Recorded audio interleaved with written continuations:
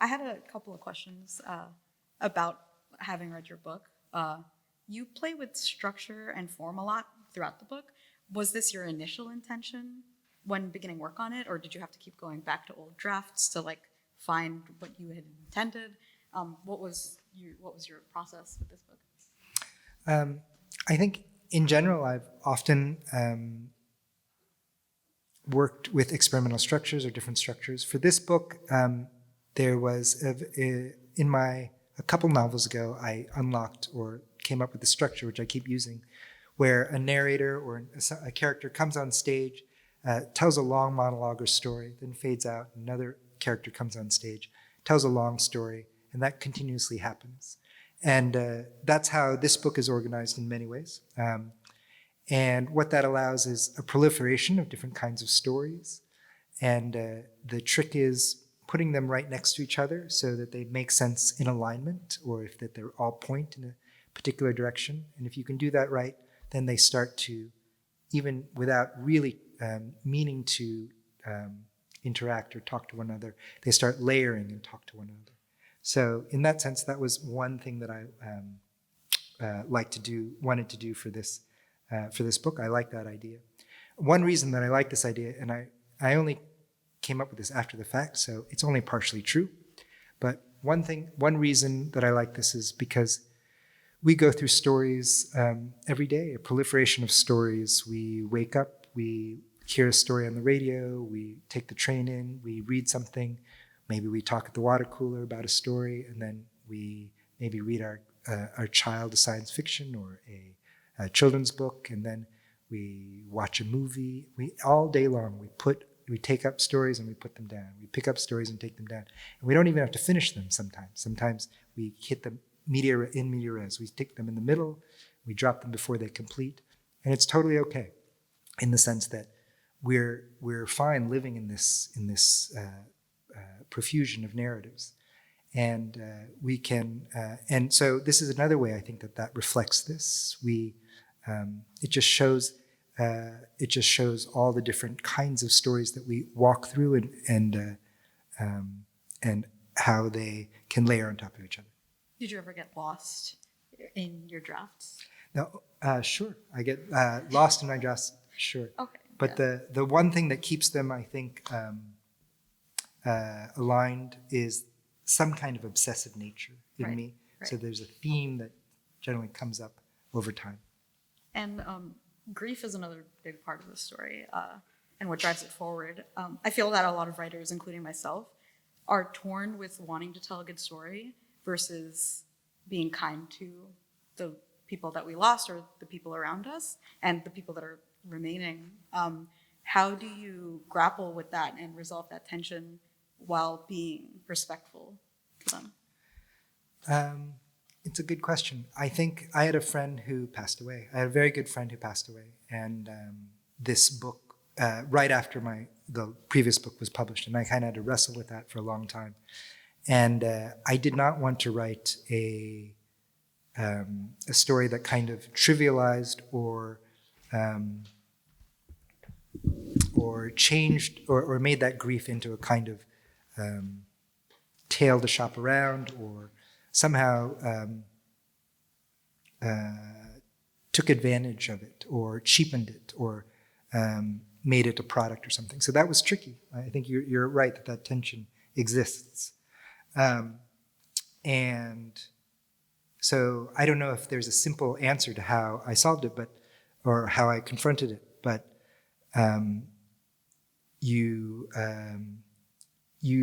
I couldn't tell a grief story just straightforwardly. At least I couldn't. And so I had to have it reflected and refracted in these in a lot of different ways, one of which is a hunt for a cybernetic dog through adventure tales, right? So the grief gets transformed into fiction.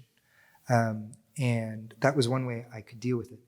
Almost a cartoon, it's transferred into a cartoon. So on one level you have an adventure story, but because there is a kind of disclosure or revelation about grief, the adventure story is here, and it's almost like a cartoon and almost like a lark, but underneath I think that there is a resonating grief, and that's one way I thought I could speak about grief without cheapening it or without trivializing it or making it false. And before this started, I was actually speaking with some old colleagues, but I regretted not asking more questions about the publishing process while I was a student. Can you talk briefly about that? The initial idea, the drafts, the cover art even, and it being published. What was something that surprised you along the way? There are a lot of... the publishing process on this book was both easy and strange because, well, one, it was a new publisher. It was a small press, and I work on a small press. This is a bigger small press called Coffee House Press.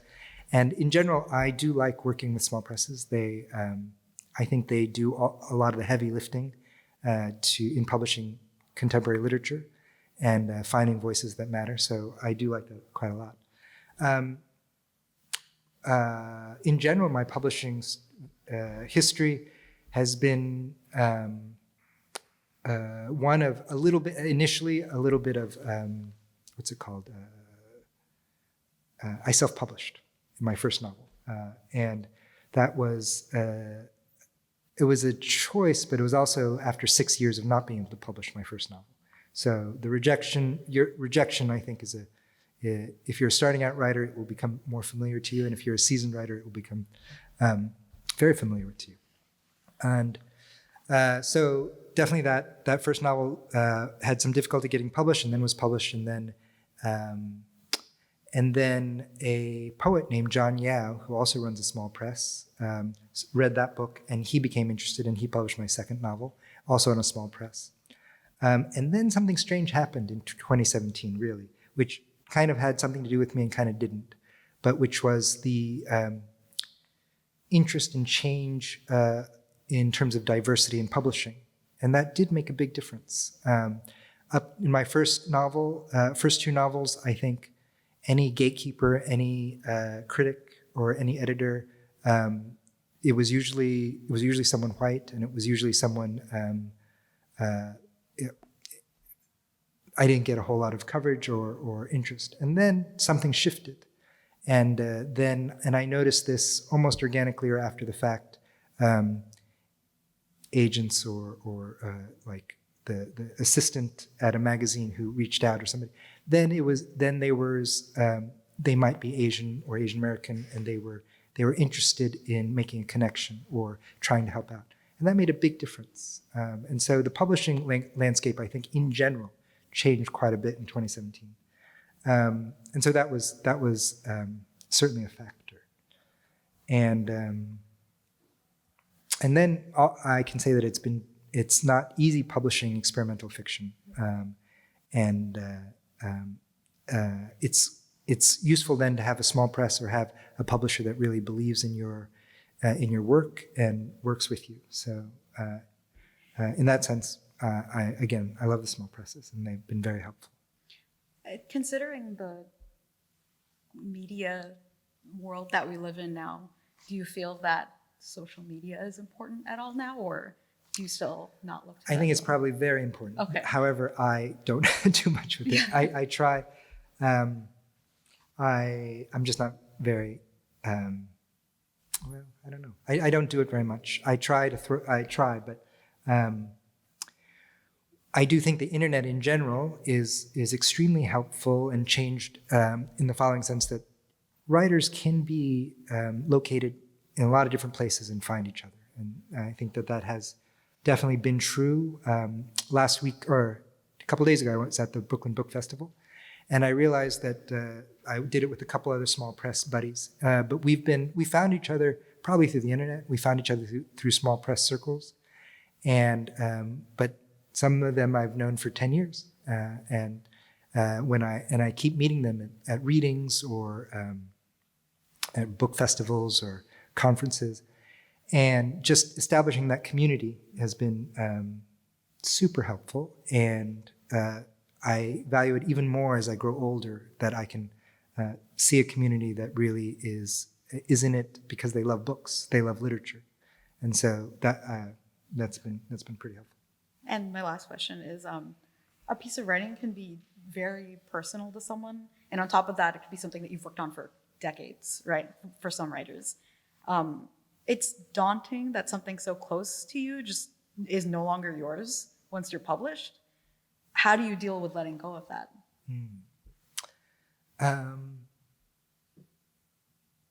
I think mostly one is you're grateful that it got out into the world. So that covers a lot of ground. It covers being all the bad reviews on Goodreads. It covers you're happy to have a book in the world. Sometimes you feel misrepresented. Sometimes you feel misunderstood. But I think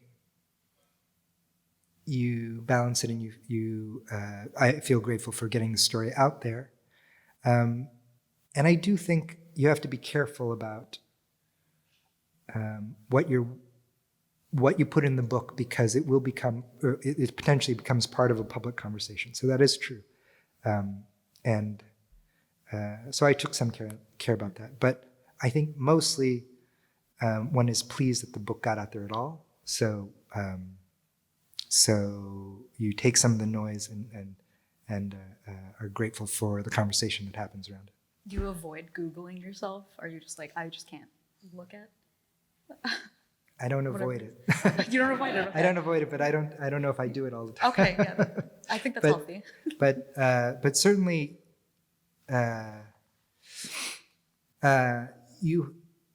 your book has a life out there, and the representation of you as a writer gets out into the world, and it might be inaccurate, or it might be a character you don't always want to play every day, and that can be tough. But I think the flip side is you're lucky to be a writer. I mean, you're lucky to be able to talk about your writing and talk about writing with others and other people's writing. So in that sense, there are some difficulties, but I am grateful. So we're going to open up the questions from the floor, from Zoom. If anyone would like to ask any questions or comments. So the question was, how many writing projects are you working on at a given time? Really only one. For me, really only one. I have, but the one, I guess I am pretty serial. I'm not parallel, in the sense that I kind of only struggle and work with a novel at one time. Fortunately or unfortunately, the novels have all these different stories and cells that I get to put together. So it has a lot of variety. But generally I work on it, and then if I have to work on something else, or for some reason, then I'll stop and work on that other thing. But I generally can't switch very easily. On the other hand, what I do simultaneously is have a journal practice. And I think that having a journal practice in general is very useful for a writer. If you can't think of something to write in your writing session, then you can turn to your journal and jot a note down, or jot how your book is not going well, or talk about your life. And I think having that journal writing project on the side is very useful. So the question was about the characters, and is it the characters' obsessions or your obsessions? Generally speaking, it's my obsessions, Okay. not the characters. The characters and your obsessions, and how they emerge. The obsessions are something that's very general. And what I have, for instance, in the last novel is called Dear Cyborgs. It was a lot about the culture of protest, the effectiveness of political protest. And this was written, it was written in like this second Obama administration, which seems, looking back on it, a time of hope. But anyway, it felt very like a politically, not doomed, but a politically perilous time, and a fraught time, and where political agency seemed non-existent. And so that was my obsession then, and I kind of constantly was thinking about it. or I don't know if I was constantly thinking, but I was obsessed about it, or it was underneath everything. And then when I would go to write, the characters would reflect that in some way. So it was kind of undergirding, but general theme that kind of bubbled up despite myself wherever I looked. So in that sense, it kind of helped the thing cohere. And in search history, a similar thing happened with an idea about grief and also an idea about AI. But the AI is less technologically interested than maybe the headlines would have us think about, but is more about questions of self. What is a self? Especially if an AI can write as well as we can, what is a self? I don't think an AI can yet write as well as we can, but if it could, or if a machine can pass off as a caring individual in a chat, or if it could potentially write a good novel, what does it mean to be a self? What does it mean to be a human? So those were obsessive ideas, and again, those things would bubble up. And sometimes I would be guilty of what I've been criticized occasionally about, which is putting ideas just into characters' mouths. But on the other hand, I think that they got transformed by the different characters and fiction was created. But it was that's kind of how the obsession kind of is ambiently everywhere and then bubbles up through the stories. I think you have to listen to dialogue, listen to how people talk, and I think that if you accurately write down how people talk, it looks nothing like literary dialogue. But if you start listening to it, you can hear repetitions and you can hear how people kind of shape their comebacks and their witticisms. So the question was, how do you shape dialogue that has repetition in it? Yeah. So there are masters of dialogue that I sometimes think about. One person that I think about sometimes with dialogue, especially with dialogue with children, is or characters who are children, is Don DeLillo, because he makes them the children seem older than they should be and a little more wise-ass than they should be, and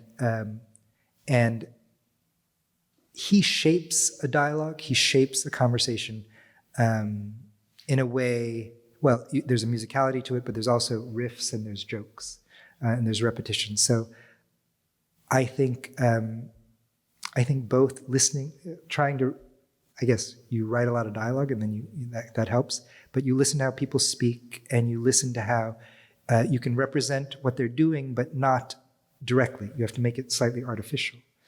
You have to make the repetitions have a rhythm, and then you can do it. For the dialogue, that was a writer named Don DeLillo. I'm wondering if I know any other people who do great dialogue that I like to read or listen to. I don't know. I think about his dialogue a lot. I draw a blank. But that was the one I mentioned. So we've got a question in the chat that says, can you talk about your revision process? How do you shape your novels after your first draft? I don't know exactly how I do that, but one thing that I think is useful and is that the first draft is handwritten. And generally speaking, and I think maybe a lot of writers, maybe this is not a uncommon habit, but first draft by hand. I think writing by hand is very beneficial. It's obviously not the only way to write, but you can be. There are a lot of benefits.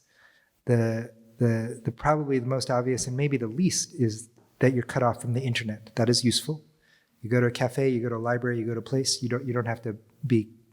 Whenever you have that idea that you have to research, you don't have to research it right then. Whenever you have that word that you can't think of, you don't have to look it up right then. You can just put a little bracket and move on. And that's a good habit to get into. You're writing in a notebook. Then you take that writing, you can edit it maybe there, but then you type it in to the computer, and that's another level of revision, really. Someone was telling me today, it was one of you who told me about Lauren Groff. Yeah, so who has an intense handwriting, multiple version handwriting process. But I write once longhand, and then I usually type. And this is one other thing that's developed recently. I'll write for long sections, like maybe a whole chapter or so before I type it in. So it's not like a day's worth of work that you type in, but it grows on the page for a while. And then you type it in, and so that's one revision. Then you print it out, and then you read it over and over again, and you revise. But it's born longhand. Then it gets printed and typed, printed and then edited, and then you enter in the revisions. That happens over and over again. And the only thing I'll add to that is, since I brought up material things lately, and only because I think of a shift in technology, I've been editing on my phone in Google Docs, like on the fly, like on the subway or constant. So now that the word processing via the cloud is a little bit better, I find that I do it on my phone. And I don't particularly like that, but it's true that I have been doing it a lot. So there's that.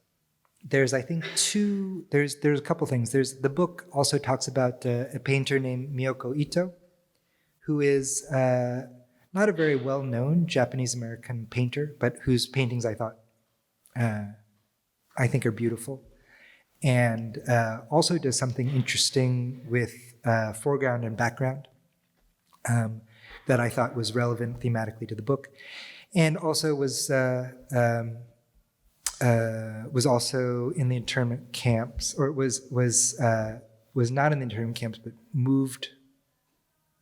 Anyways, was a Japanese American in the early in the mid 20th century, as was a couple other characters in the book, and that kind of tied those ends together. All of a sudden, I can't remember if Miyoko Ito was in Japan or.